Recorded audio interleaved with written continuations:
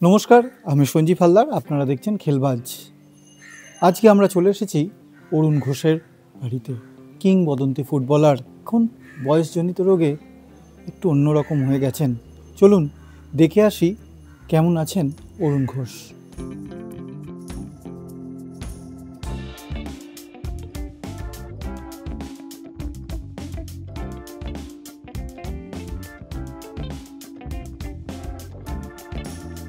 তিনি ভারতীয় ফুটবলের কোহিনূর। তিনি কিংবদন্তি, প্রবাদ প্রতিম ডিফেন্ডার। তিনি অরুণ ঘোষ।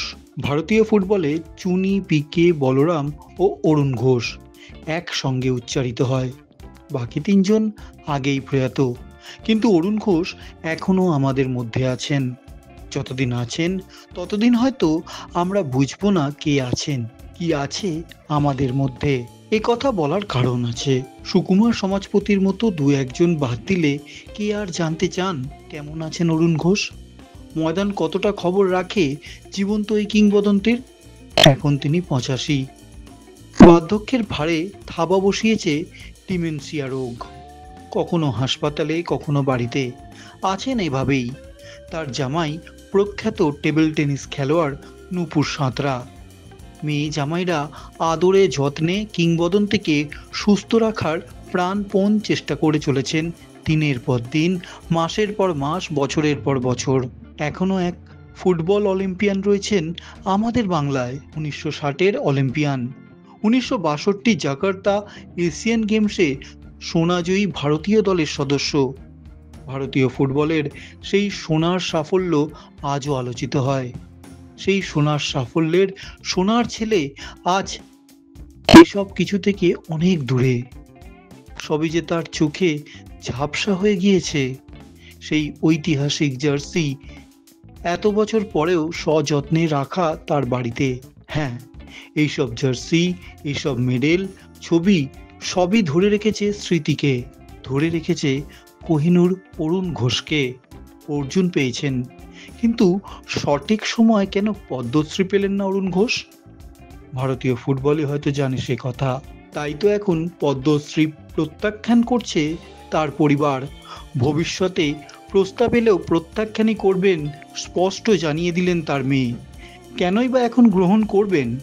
সঠিক সময় কি এই সম্মান প্রাপ্য ছিল না অরুণ ঘোষের? মেয়ের স্পষ্ট বক্তব্য, কি হবে পদ্মশ্রী? যার সম্মান তিনি তো এখন আর সেটা অনুভব করার জায়গায় নেই। দেখুন কেমন আছেন অরুণ ঘোষ।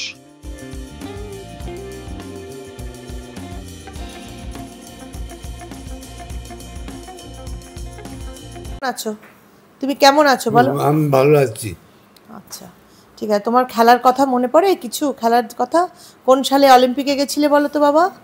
অলিম্পিক এই তো বললে 1960 রোম। আচ্ছা, এশিয়াডের কথাটা বলো। 62 কোথায় গেছিলে? এশিয়ান গেমসে কোথায় খেলতে গেছিলে তোমরা বলো?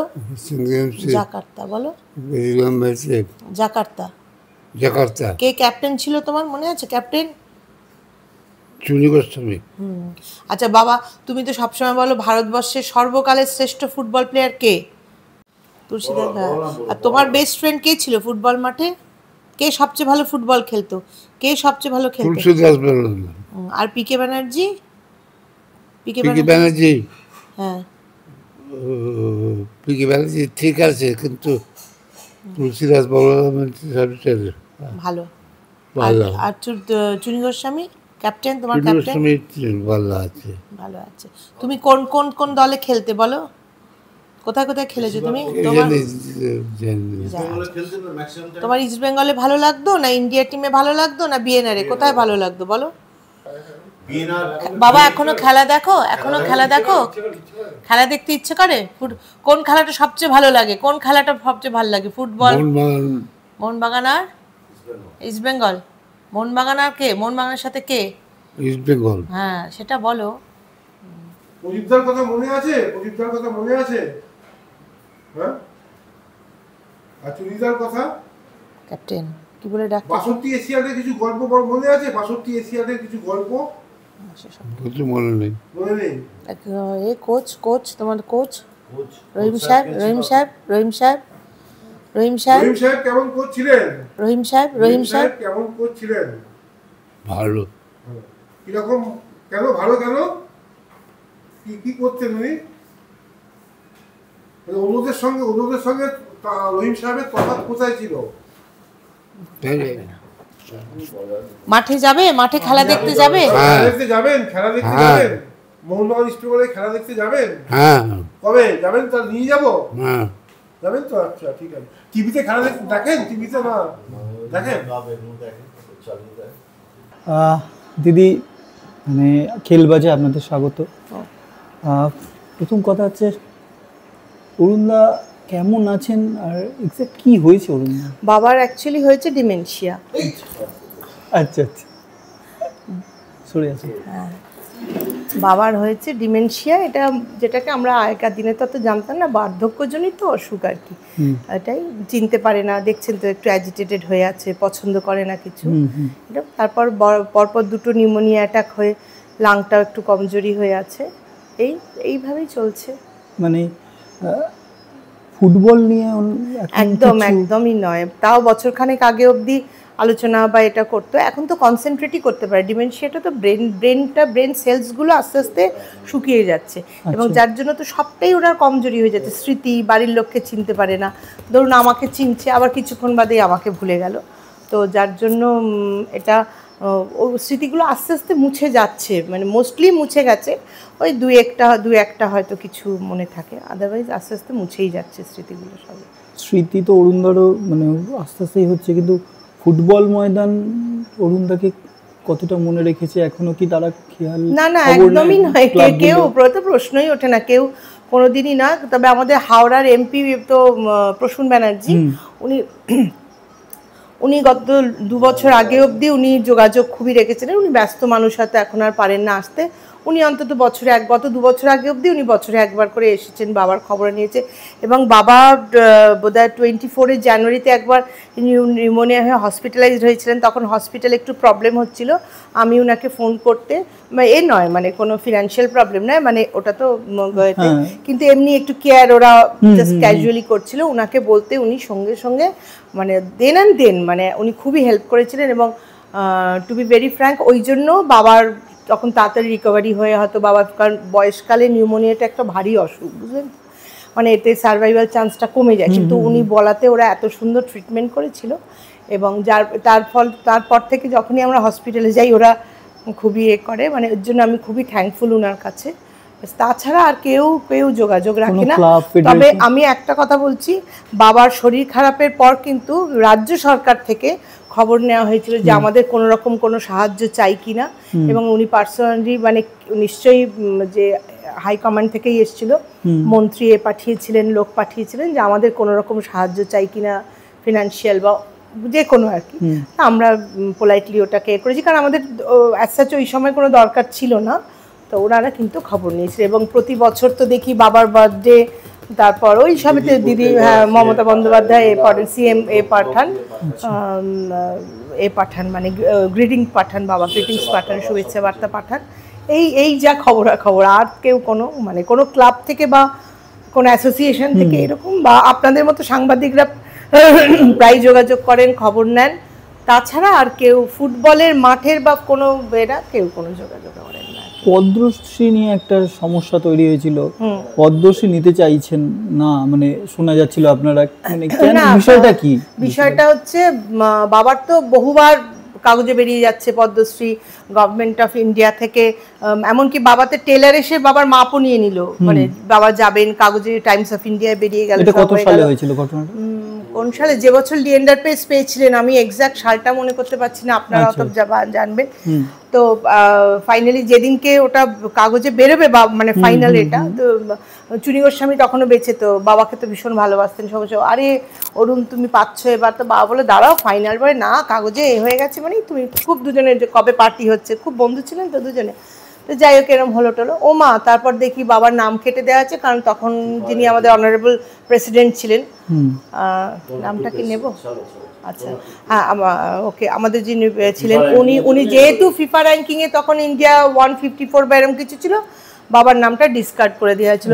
তা ফিফা র্যাঙ্কিং এর জন্য বাবার নামটা ডিসকার্ড করা, তো কারণ বাবা তো আর ওই বছরের জন্য কোনো হচ্ছে না, বাবার ক্লেমটা ছিল 1960s এ বাবার যে অ্যাচিভমেন্ট সেইটা। হ্যাঁ, এটা তো গভর্নমেন্ট অফ ইন্ডিয়ার বহুদিন আগেই বাবাকে শুধু বলিনি, মানে যেরকম বাবা সবসময় বলে এসেছেন তুলসীদাস বলরাম ভারতবর্ষের সর্বকালের শ্রেষ্ঠ, তুলসীদাস বলরাম, জার্নাল সিং, এদের সবাইকে ওই সময় ধরে ধরে দিয়ে দেওয়া উচিত ছিল, যেমনি দুজনই পেয়েছেন বোধহয়, খালি পিকে জেঠু আর চুনি কাকু। আদারওয়াইজ আর মানে আমার তো মনে হয় যে আমি ওই সিনেমাটা যা দেখলাম ওদের মোট সবাই 11 জনকেই দেওয়া উচিত ছিল আর কি, যাই হোয়াট এভার, ময়দান সিনেমা। তো ওরকম তো পাইনি, এবং অনেক পরে যখন হচ্ছে তখনই ফিফার ওই থেকে বাবার একটু বাবা তো ভীষণ চাপা, ভীষণ ইন্ট্রোভার্ট। বাবা কোনোদিনই কারোর কাছে কিছু নিজের জন্য ক্লেমও করেনি, ক্লেমও করেনি, কিছুই না। হ্যাঁ হ্যাঁ, এখনো কিন্তু বাবা এটা করছে যে এই কথাগুলো বলতে না করছে, কিন্তু বুঝলেন তো, বাবা খুবই অস্বস্তি বোধ করছে ওই জন্য। হ্যাঁ, উনি চাইছেন না যে বাবার বলতে। তো বাবা তারপরে ওইটা হয়ে যায় বোধহয় 2-3 বছর বাদে, মানে করোনা হয়ে গেল, তারপরে যখন বাবার এই প্রসেসটা চালু অল্প অল্প হচ্ছে, মানে ডিমেনশিয়াটা বাবাকে ধরে নিল 2021-22-এ, তখনও একবার কাগজে উঠলো এবং সেবার হলো আবার ডিসকার্ড, এবং সেকেন্ড টাইমে আবার আমাকে, আমি বোধহয় কোথাও যাচ্ছিলাম, আমার ছেলে নিয়ে যাচ্ছিলাম, তা আমাকে গাড়ি ফোন করা হলো।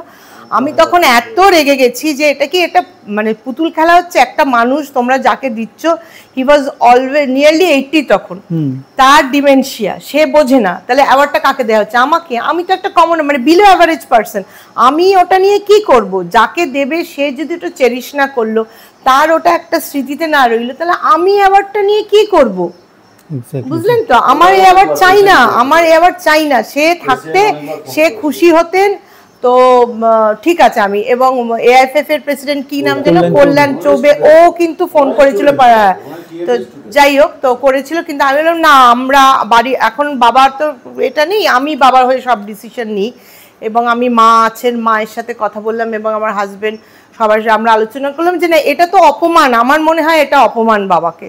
তো ওই জন্য আমরা ওটাকে রিফিউজ করেছি, এবং নিয়ার ফিউচারে যদি কখনো হয় রিফিউজই করবো, ওটা আমরা অ্যাকসেপ্ট করবো না আর কি, এরকম একটা ব্যাপার। দিদি, অরুণদার এখন সময়টা কিভাবে কাটে?